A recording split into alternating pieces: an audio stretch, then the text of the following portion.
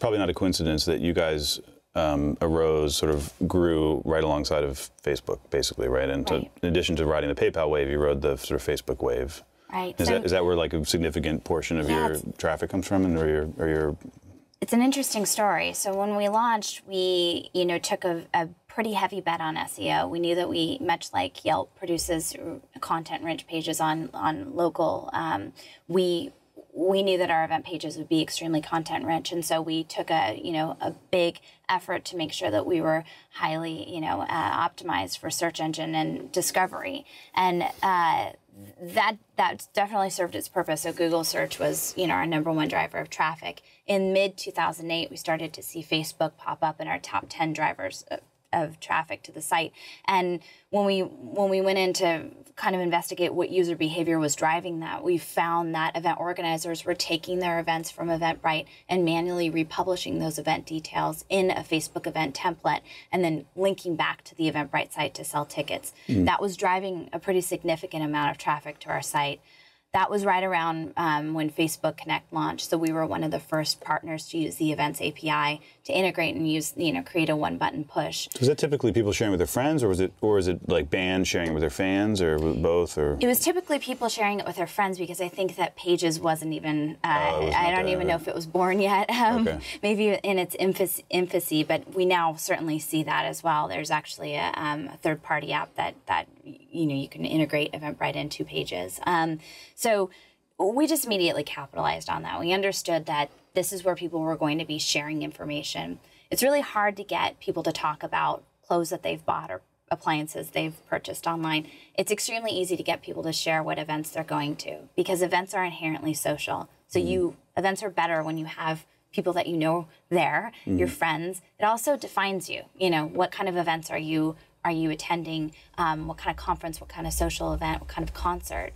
And so we capitalized on the fact that we ended up really being at the core of social commerce. And that has, if you look at our growth, our GTS, there was definitely an inflection point at which we tapped into the social graph, which also includes Twitter. Has that become dominant now over Google? Yeah, so Facebook is the #1 driver of traffic to our site.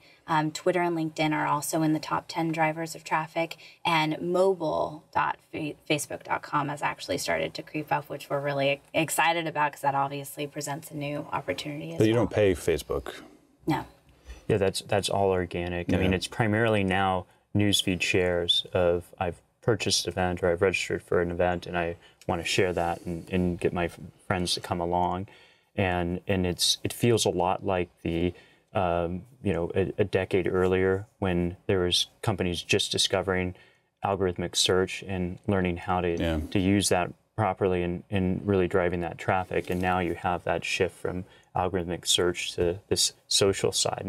And really what our startup is, and what my kind of philosophy on startups is they're these science experiments, and you're looking at your logs and you're looking for these trends and where you see them happening, you try to encourage them. So when we saw Facebook creeping up in the server logs in terms of traffic driver, how do we build features? Just as PayPal, when they launched, didn't know how they were going to sell it. They thought it was going to be a tool to allow people to settle their restaurant bills. And originally it was a mobile app. Originally it was a mobile app, and they pivoted and saw it take hold, saw eBay merchants really gain value in that, and built tools to enable that and better work with eBay, and it just shot up. In the same way, we've really worked to understand Facebook and how to leverage that to help sell more tickets for organizers. Well, it's interesting, because I'm sure obviously everyone's open to tech world's aware of the Google, Facebook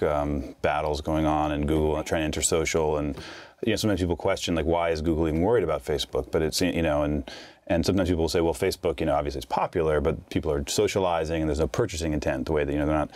But it sounds like in this example, there's very clearly purchasing intent, and it's happening much more on Facebook, and that probably should be worrisome to Google.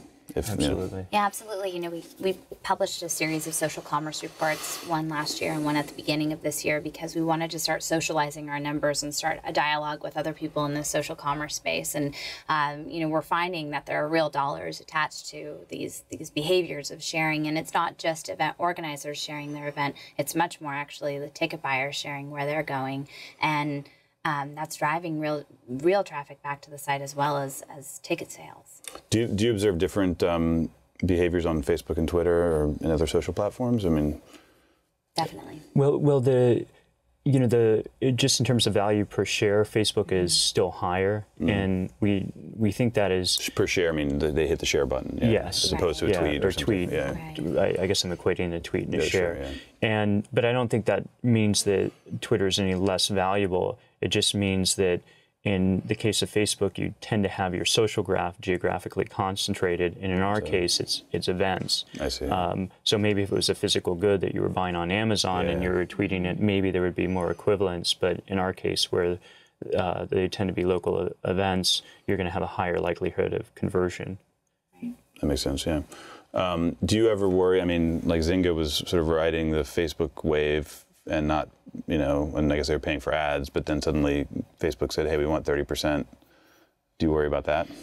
No, because people are sharing their real life events, which is exactly how Mark wants to populate the newsfeed. So people sharing where they're going, what they're seeing, what they're doing, and that's Eventbrite. So we're sort of setting event discovery free wherever it may happen, which right now it's happening, on places like Facebook, Twitter, and LinkedIn. So it's an organic behavior. But certainly, if you get big enough, they're going to look at you as a possible revenue source or something. But I guess is your goal just to be have enough sort of dependencies that you're not sort of solely dependent on them, or?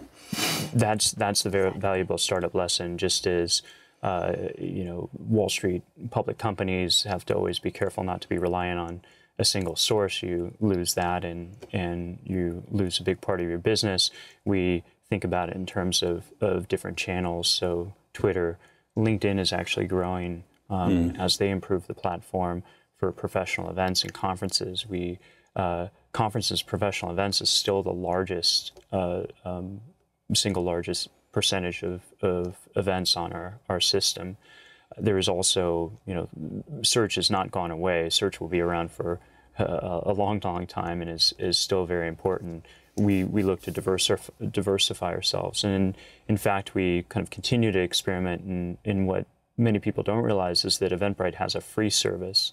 So you can actually come on to Eventbrite, publish an event, and instead of creating a ticket type that is like a student $10 or general $20, you can create a $0 value ticket type, and that's immensely popular. There's actually more registrations that are free than are paid. Yeah, and that's for that. and that's actually been caused this flywheel of growth, of momentum, of awareness.